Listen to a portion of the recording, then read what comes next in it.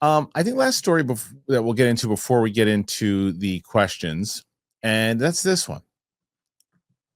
This is Dever is now set as the Last of Us season 3 lead, as people saw. After avoiding answering it directly in recent weeks, it has now publicly confirmed that Caitlin Devers Abby will lead the third season of HBO's The Last of Us. Franchise creator and series co-creator Neil Druckmann confirmed the news at Monday night's FYC panel for the show, whilst discussing the amount of creative freedom HBO gives him and co-creator showrunner Craig Mazin.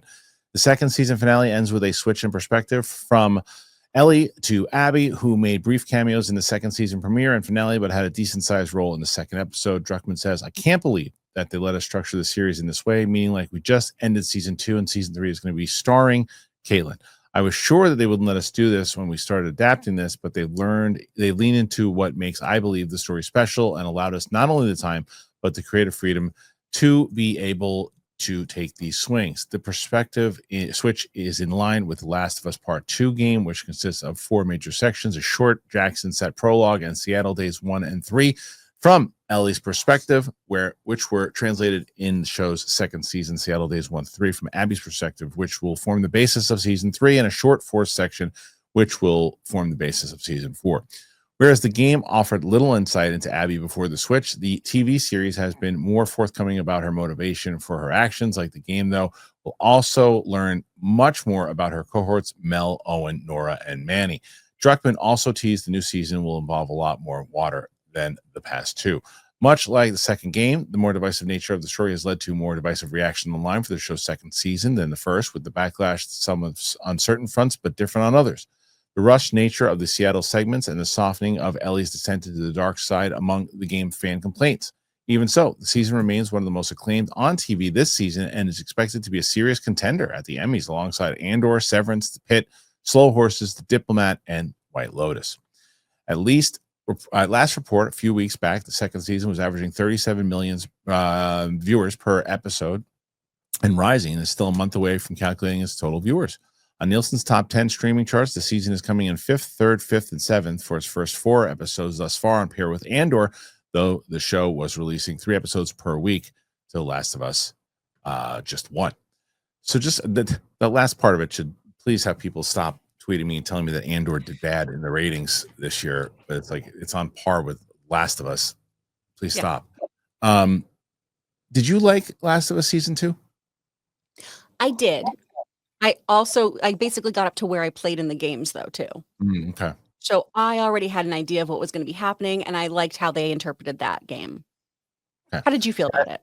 I didn't love it as much. I loved the first season, and I played the first. What I did for the first game was I hadn't played the game, so I would watch it, then I would play the game, get up to the point that I was caught up to, and what I found was, for the most part, the game was pretty true to the show. Now, I've seen a lot of scenes from the second one, and from what I saw is they kind of changed Ellie somewhat dramatically to where her whole mission is revenge in the second one.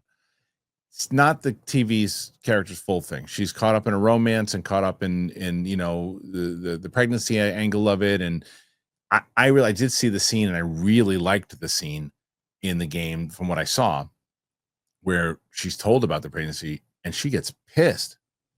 She's like upset. She's like, why in the world, when you know what we're trying to accomplish here, would you bring this here?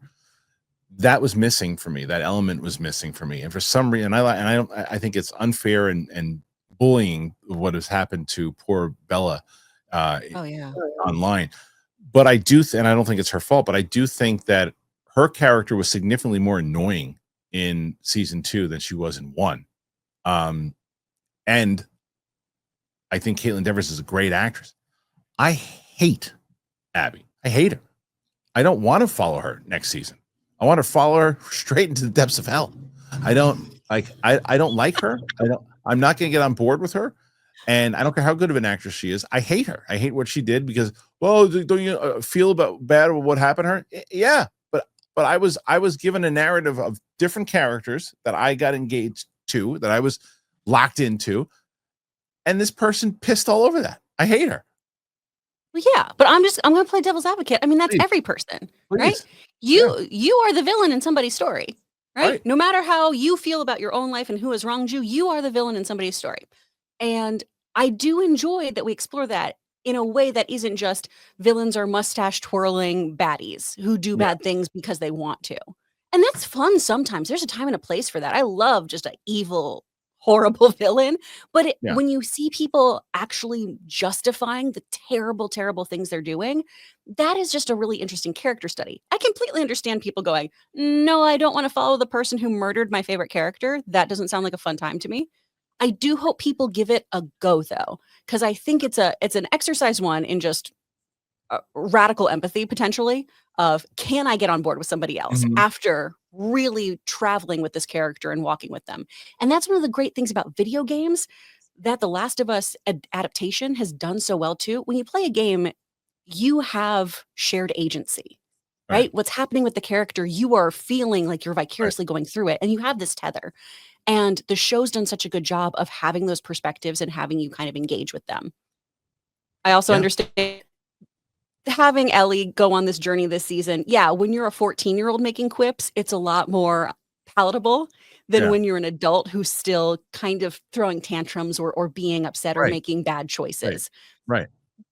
But they're all bad choices that typically make sense. If it's okay, but if you are Sure. fueled by your hate, if you are fueled by this, yeah, most of us would probably do the wrong thing. We'd like to think we do the right thing, but we still probably would mess up. I just think it's So the I different. think there's potential. Okay. Yeah, I think there's potential. I mean, the actors alone, potential in what they did in season one, and I just mentioned with Guardians. Guardians 1, I liked. 2, when I saw it, I did not like. 3, liked it a lot. So you can bounce. I mean, in my perspective, you can bounce back from something in the middle not being great, and then the third one could be great if they do it differently. Maybe they do get you on board with her overall. Maybe you Yeah. do care about her. But I'm going in it going, you got a lot to prove. Like you got a lot to prove because I do not like her at all. Oh, no, and Yeah. you should not. You Right. absolutely shouldn't. The show did a good job of making you hate her. So now the show just to set themselves up for a very Sisyphean task of how do I get you to care about her? Well, that's what you just said, right? Where you were like, I don't disagree with you that it's more fun to have an understanding of why a villain is a villain, right? I don't like that a villain always has to like the Marvel and Star Wars thing of always turn the villain into a good guy or something. Star Wars more so than Marvel, but like, oh, you know what? A lot of things do this. Oh, he's not really. They're not really a bad guy. They're just misunderstood. And it's like, no, you can still be a bad guy with reasons that I can understand. Still, Yeah. you're still a bad guy, but this isn't like Breaking Bad where I learned Walter White from the beginning to the end.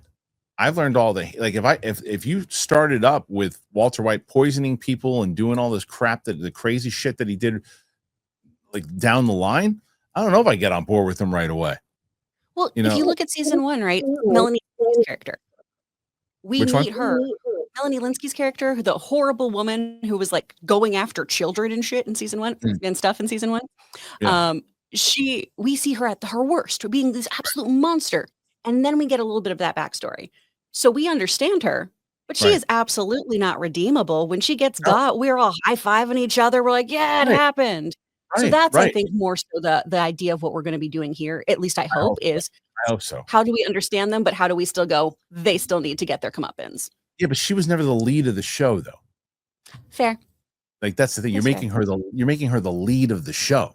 Like she's gonna be like this is who we're now following because the person we all wanted to follow gone. You're not coming back.